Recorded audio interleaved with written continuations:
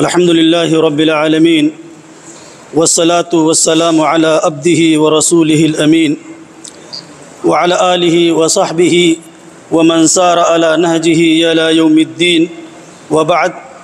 عن سلمة أن النبي صلى الله عليه وسلم كان يقول إذا صلى الصبح حين يسلم اللهم إني أسألك علما نافعا ورزقا طيبا وعملا متقبلا.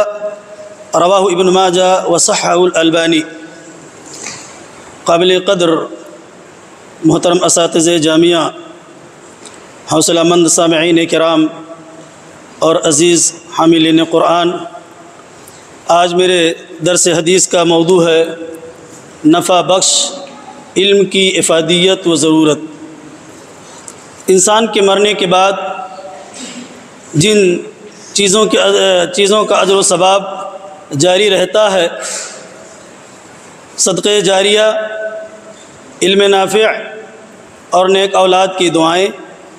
صدقہ جاریہ پر تفصیل سے گفتگو ہو چکی ہے اور آج میں انشاءاللہ الرحمن علم نافع اور صالح اولاد کے متعلق گفتگو کروں گا.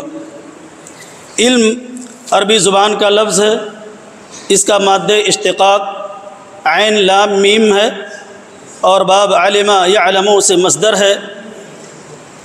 عربی زبان کی معروف کتاب المنجد میں علم کا معنی ادراک الشیء بحقیقتہ، کسی چیز کی حقیقت کا جان لینا، یقین و معرفت مذکور ہے. اردو زبان میں علم کا ترجمہ جاننا، واقفیت حاصل کرنا سے کیا گیا ہے اور علم کی ضد، علم کا اپوزٹ جہل ہے. ہمارے مذہب اسلام نے علم کی بنیادی دو قسمیں بیان کی ہیں، علم نافع اور علم غیر نافع. جو علم انسان کو دینی دنیاوی اعتبار سے نفع پہنچائے اور ان کے مسائل حل کرے وہ علم نافع ہے. بالفاظ دیگر ہمارے نبی اکرم جناب محمد رسول اللہ صلی اللہ علیہ وسلم جو علم لے کر کے آئے وہی علم نافع ہے. اسی علم کی وجہ سے انسان شرک و بدعت، گمراہی و ضلالت اور شیطانی مکر و فریب سے بچ سکتا ہے اور دنیا میں امن و سکون اور تقرب الہی کا مستحق بن سکتا ہے. اور جو علم انسانیت کے لیے ہلاکت و بربادی کا سامان ہو وہ علم غیر نافع ہے.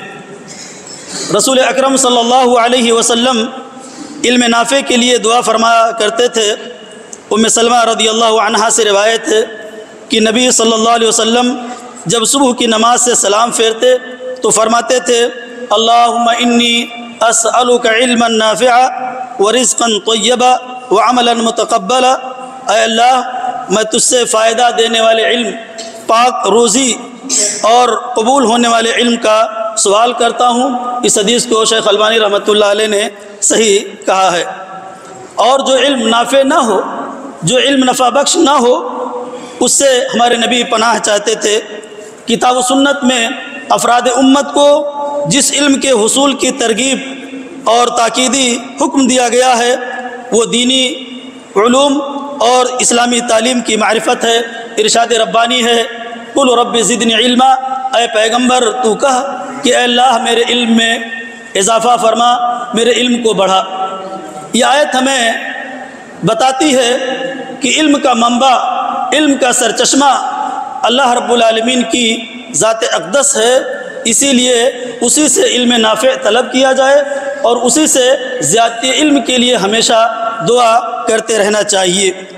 علم نافع کی نشر و اشاعت میں کسی طرح سے حصہ ڈالا جا سکتا ہے، حسب وعدہ اسے اجر و ثواب ملتا رہے گا. مثلا قرآن و حدیث پر مبنی کتابیں لکھی ہیں، دعوت و ارشاد اور تبلیغ دین کا فریضہ انجام دیا ہے. مسند درس پہ بیٹھ کر سینکڑوں ہزاروں شاگردوں کو کتاب و سنت کا علم پڑھایا ہے. دروس اور خطبات جمعہ کے ذریعے لوگوں کو احکام شرعیہ اور آداب اسلامیہ سے روشناس کرانا، دینی کتب اور پمفلٹ چھپوانا، قرآن و حدیث کے ریکارڈ شدہ لیکچروں کو تقسیم کرنا، طالبان علوم نبوت کو کتابیں فراہم کرنا، احیاء سنت نبویہ بطور خاص سنن مہجورہ مردہ سنتوں کو زندہ کرنا، قرآنی نسخوں کی طباعت اور مساجد میں وقف کرنا۔ یہاں یہ بات ذہن نشین رہے کہ اگر کسی انسان نے کوئی نقصان دہ علم چھوڑا گیا ہے تو مرنے کے بعد اس کو اس کا گناہ ملے گا۔ آگے حدیث کا دوسرا ٹکڑا، او ولد صالح یدعو لہ، کی نیک اولاد جو اس کے لیے دعا کرے۔ ولد بے اعتبار لغت مذکر اور مؤنث دونوں پر بولا جاتا ہے۔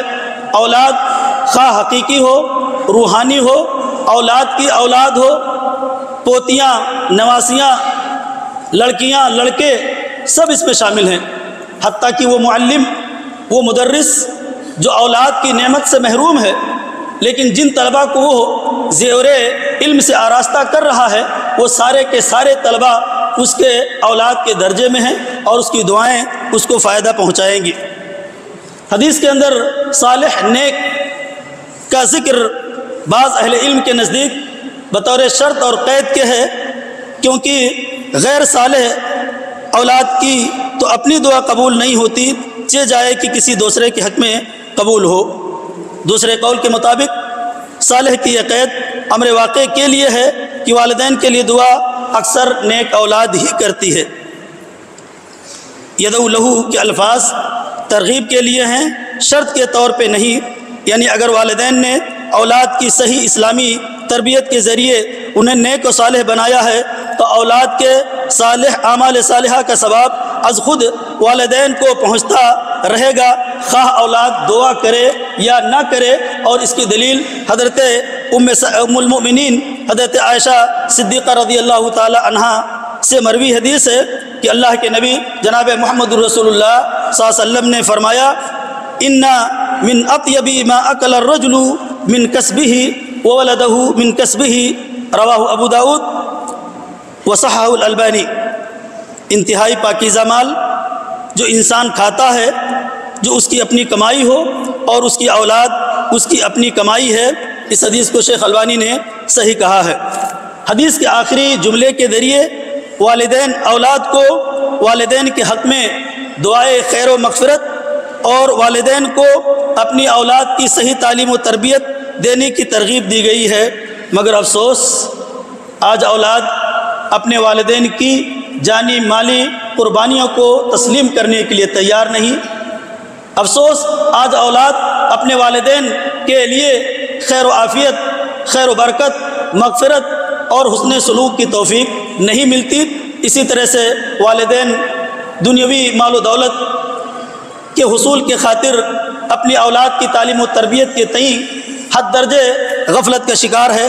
اللہ رب العالمین اولاد کو اور والدین کو دونوں کو اپنی ذمہ داریوں کی ادائیگی کا احساس عطا فرمائے۔ مردوں کے لیے ایصال ثواب کے مسنون طریقے وہی ہیں جو حدیث سے ثابت ہیں، صدقہ جاریہ، علم نافع اور دعا۔ ان کے علاوہ ایصال ثواب کی خاطر قرآن خوانی کا اہتمام کرنا، تیجا، دسواں، چالیسواں یا اس طرح کے دیگر بدعی امور انجام دینا، یہ از خود گڑی ہوئی بدعتیں ہیں جن سے بچنا انتہائی لازمی اور ضروری ہے، کیونکہ ہر بدعت ضلالت ہے اور ہر ضلالت باعث ہلاکت، بربادی اور جہنم رسید کرنے والی ہے۔ اللہ رب العالمین ہم سب کو نفع بخش علم عطا فرمائے اور ہماری اولاد کو مطیع و فرما بردار، اطاعت گزار اور صالح اور آنکھوں کا نور بنائے، آمین۔ والسلام علیکم ورحمۃ اللہ وبرکاتہ۔ مشرب مہر و وفا ہے مسلک اہل حدیث، جادہ